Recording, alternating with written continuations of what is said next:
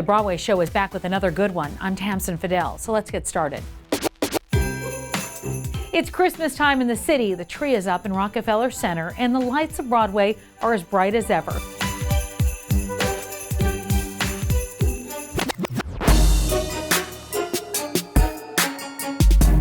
The holidays are always tense. It's Cult of Love, the new play from the co-creator of the Netflix series Russian Doll.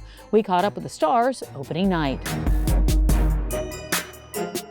I saw so much of myself in the experiences of the Doll family that I just felt like it grabbed me and pulled me in and would not let me go when I read it. You know, the people that I know who have come to see it, I feel are challenged, they're moved, it's sad, it's funny, it's, you know, it's enraging sometimes, it's relatable. I mean, it's like families are. I loved how real it felt, and real it is, you know, like human beings are complicated. We're messy, we're beautiful, we're complex.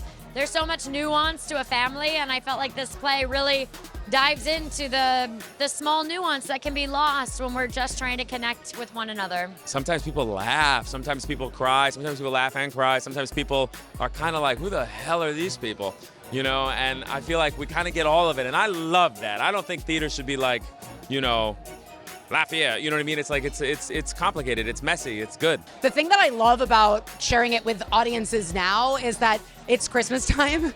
I think we all need a little bit of a release of both joy and also mourning over what's going on for everybody at this time of year. You're looking back at the year before, you're looking at the past, you're looking at the future. There's a bittersweetness to it. So I feel like the play really, if it's doing its job correctly, is getting the audience into that particular place. John Mulaney, Renee Elise Goldsberry, and more Broadway and comedy favorites are back on the New York City stage. All In just celebrated opening night on Broadway.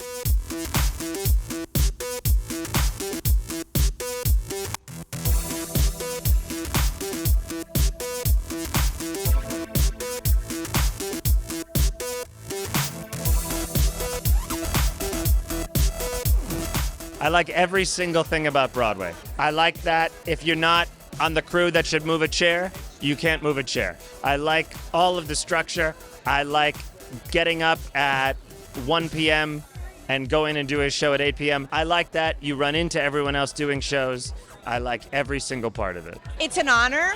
It's an honor to be with this tribe. I feel like my career has moved in some different directions, and I'm sitting on a stage with not only wonderful actors, but wonderful comedians. And they do all kinds of comedy, stand-up, sketch, they do, you know, situational comedy. And to be sitting, in a chair feeling like I'm one of them is a tremendous affirmation for me. Well, there's only 4 actors in the show at a time. It's very much like an intimate experience because you have these actors who are reading you these stories, playing a wide array of characters. And they're not hiding behind big looks or costumes. They're changing before your eyes. They're changing from species to species, from accent to accent, from century to century, but all the time treating the stories with so much grounded emotion. When I see the names, I know them, and I'm like, oh, they're all going to be great. To me, it's like the ultimate. It's the tradition of what it is, the history of it. I love it, and it's new to me. Another blockbuster Broadway opening to tell you about. School's in session, Eureka Day is now open on Broadway. It's a dark comedy set in a progressive California elementary school. We caught up with the stars at the opening. I have kids that are 6 and 9, so we actually did all the research of both sides of this argument, and I thought the play was very well argued, and I admired that they try for as long as they can until they no longer can, until it collapses, you know, which I don't really think is something we're doing in this particular political moment. I don't think we're listening that well to one another. So I admire that they really try. It's about, I think, in many ways, what the future is for our kids, and I think that's what drew me to it. And I also love the fact that it's about something I participated in for a certain period of my life, which is these communal parent-teacher meetings, and how passionate you are, and how I'm part of so many organizations now, but there's nothing like an organization that brings you back to this feeling of being a parent of a small child, kind of determination to make their lives as good as possible. It's like an unbelievably relevant, topical play that I think at its heart helps us explore like how do you have conversations with people you have very, very different points of view about, and like how can you find a way forward together and continue to respect people when you have very, very different points of view. I began to believe that I had fallen into my own romantic comedy. Let's talk about Left on 10th. The new play by Delia Ephron is a romantic comedy about second chances in life and in love. The new play, based on Ephron's memoir, stars Peter Gallagher and Julianna Margulies, who's returning to Broadway for the first time in 18 years. We had a chance to chat. I'm curious, what did you think when you first got hold of this play? Because it just seems like you see a story like this and you go, I have to. Well, I had a little bit of a history with Delia and her memoir, Left on 10th, because we had sort of a meet cute moment when our dogs were sniffing each other on 10th Street. Oh, wow. We live in the same neighborhood. And I had just written a book that had come out, but it was still during the pandemic, so I wasn't able to do a book tour. And this lady with her dog looked up and saw it was me, and she said, "I loved your book." And I said, "Thank you so much for reading it." Right. And then she took her mask down and she said, "My name's Delia Ephron." So that's how I met her. Wow. And she said, "I actually have a memoir coming out. Can I drop it off with your doorman?" And I said, "Oh my God." And so she put her email and her phone number, and we started a friendship. You know, went out to dinner with her husband, my husband, and we have a lot of friends in common. And then I guess 3 years later, she emailed me and said, "I wrote my memoir into a play. I would love it if you would play me." Wow. It was just timing, and also I find her story so hopeful and magical and beautiful. And then when Peter Gallagher and Susan Strom, like it just all came together in this just beautiful melting pot of joy and kindness, and at such a great time in my life, and I think a great time for the world. And the idea that, you know, just because we get older doesn't mean we're done. Yes. In some cases, it means we've just begun. And that's their story. And it's really a story for everyone. I love the relationship that you had before with her, because I think that probably means, does that put more pressure on you when you're there on stage, or do you just feel her because you know her so well now? It's a little bit different. It doesn't anymore. In the beginning it did, because I felt so passionate about her memoir when I read it. I was so impressed where she went with it. She was so raw and vulnerable and truthful in that memoir. It was quite breathtaking to read it. And so I said to her when she sent me the play, and I read it right away, within an hour, and it had all the emotions I went through as a reader, just reading her memoir. And I said, "Delia, I love you so much, and this play is so important, that let's do a reading of it first to make sure I'm the girl for you." Wow. And there's no ego attached. Yeah. This has to be done right, because it's such an important story. From so many different perspectives, from the medical world. I mean, we have so many transplant patients every night. We have doctors, we have surgeons. I mean, one night, the entire Weill Cornell Medical Hospital has bought out the entire evening. Oh, wow. In November, I think it will be. This is giving hope to transplant patients. It's giving hope to caregivers. It's giving hope to parents, to children, right? Because that's a different level. At all different levels. And then on top of it is this idea of second chances of love when you've lost a spouse. I wanted to ask you this about rom-com, because it's not really a rom-com. Correct. Right? It is, in that there's so not. much romantic comedy in it, but there is this moment in the play where my character Delia is just, it's called graft versus host disease, which what happens is when you get the stem cell transplant, your body is fighting it. And graft versus host, meaning the host Your body is taking in what they're putting in and fighting it. And it's brutal. And she begs Peter to let her go. She was in the hospital 100 days and he never left her side. Everything we're doing on stage is is true. And she begs him to let her go. And he just looks at her and he says, no. And it is an incredibly emotional scene. I tear up talking about it because it's just such a beautiful human moment when you have someone fighting for you and saying, actually, it's not your time yet. We have more time on this planet together. And then she makes it. And it's just, it's this overwhelming joy. So yes, it's a romantic comedy. Bring tissues, Yes. I would say, because there are moments where you're going to cry out of joy, fear, love. And you're going to see something, I assume, if you've gone through any type of loss, if you've gone through It any connects to everybody. everybody somehow. Everybody. No matter what it is. Yeah, and it's, you really feel that universal connection in a theater, and it's what I've missed so much. Welcome to Cabaret at the Kit Kat Club. It's sexy, it's sinister, it's a visionary new revival of the classic Broadway musical. We're hanging out with the new stars of Cabaret on Broadway. Paul's here now with the story.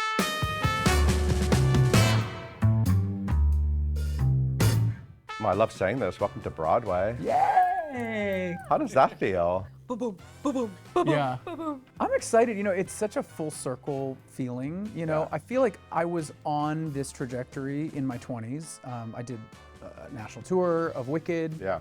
And then I took the fork in the road to go on American Idol, and that took me on the last 15 years of this other thing, which I've totally enjoyed, and I'm still on it. But coming back to this is like, oh yeah, this is what I wanted when I was a kid. Yeah. Like this is what I thought I was going to be doing. I missed it. And getting to create a character and speak in a German dialect and tell a story, you know, that's beyond just a 3-minute pop song. I'm really excited about that. Cabaret, obviously it's a classic musical. Do either of you have, you did a lot of classic musicals when you were a kid. I'm a show pony. I'm a theater queen. Is there for like a for 13-year-old days. version of the MC that there's a video of? Duh, Have you yeah. played the MC? I sang a couple of the songs, Sure, yes, okay. in a recital format. Yes, yeah. Mhm.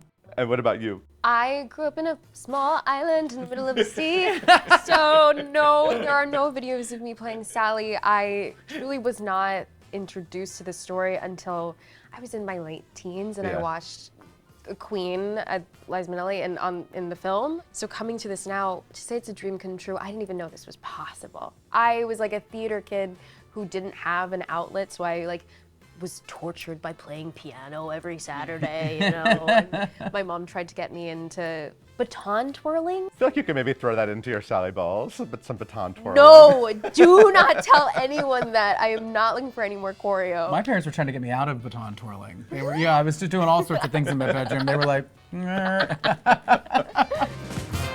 This production is wild, and it's very 360, it's very immersive. What was it like when you first saw it and sort of entertained the idea of being up there in the middle of it? It's interesting. It's a new, it's like a new muscle that you have to kind of tune into, because so many of us are used to just the regular proscenium where you flatten everything out, you know what I mean? This is different. It's abstract. It's cool. Yeah, and like you said, it's very immersive, like truly interacting with these front tables, and the MC does a wonderful job of this, and it's truly your job to also introduce everyone like they are truly here in the club with us, which helps on that emotional journey also of starting out in this tawdry, beautiful place where everything and anything goes, till the very end of our show where we're all in suits and all buttoned up very tightly, and seeing that rise and fall, I think, for the audience who have been included in this story, like it emotionally affects them, which is, I think, the entire point of theater. And you know what? Part of this show and what makes it so incredible is that it's scary. It is scary. The second act, you go, dang, I feel uncomfortable. Great art's gonna make you, shake in your boots and shift in your seat. And I think if you leave this place humming a song, but also thinking about some stuff, I think we've done our job. I think that's the goal. I can't wait to see you at the Kit Kat Club. Yay! We're excited to see you. Yeah. Welcome to Broadway. Come taste the wine. Come hear the band. Come on. This is a Broadway show, and we're back in just a few.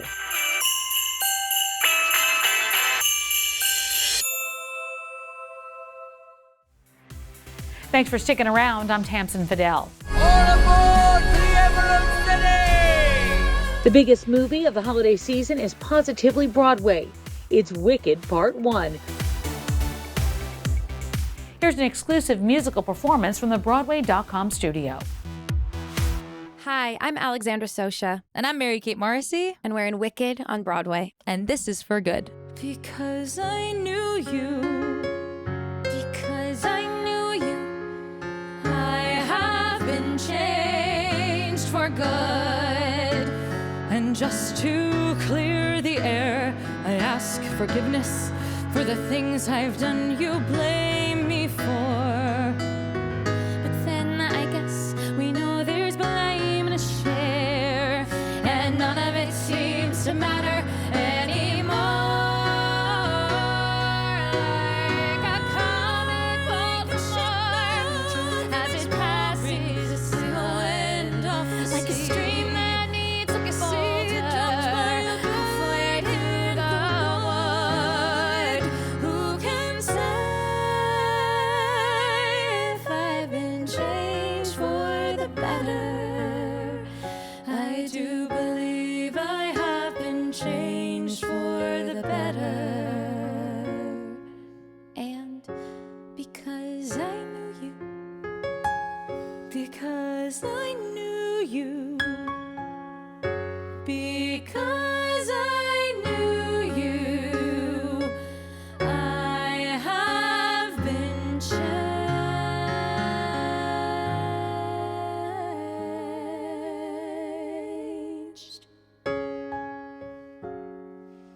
for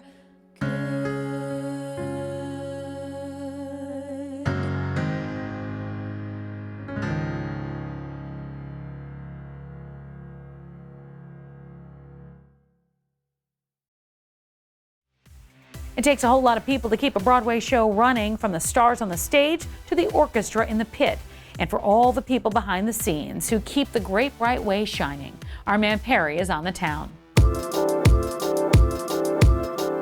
We are here inside the Lyric Theater with one of the esteemed ushers for Harry Potter and the Cursed Child, Chin Ho Fung. Chin Ho, thank you so much for joining us today. Of course, nice to meet you. It's happy to be here. So how long have you been with the production? So I've actually started in December, and I graduated from NYU Tisch in December, and I started working here since. What is your day-to-day like as an usher here at the Lyric? It's crazy. I mean, like, first of all, we check in, we sign ourselves in, and we also make sure that we change into our uniforms. And afterwards, we get to check at the front desk to see which track we're at. So we're either usually a lobby track, a orchestra track, a dress circle track, or a balcony track. And so today I'm actually up here in the dress circle, so you're gonna see me working around here today.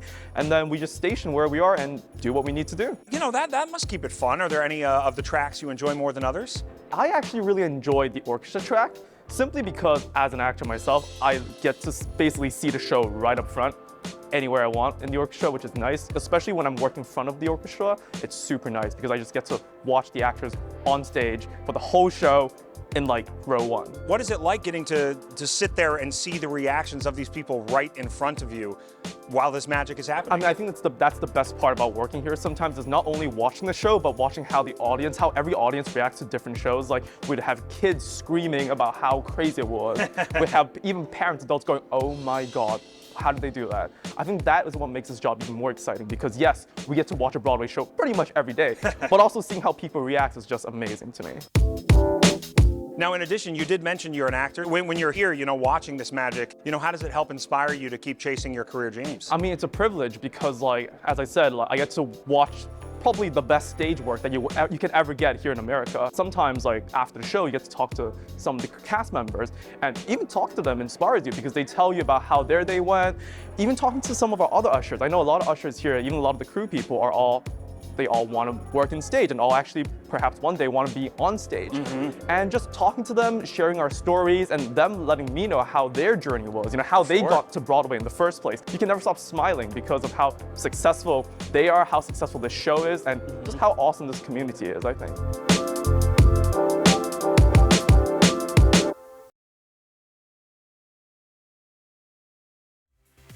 And that's going to do it for us. But for tickets, or if you want to check out extended cuts of all these interviews, head over to Broadway.com. I'm Tamsen Fadal, and this is The Broadway Show.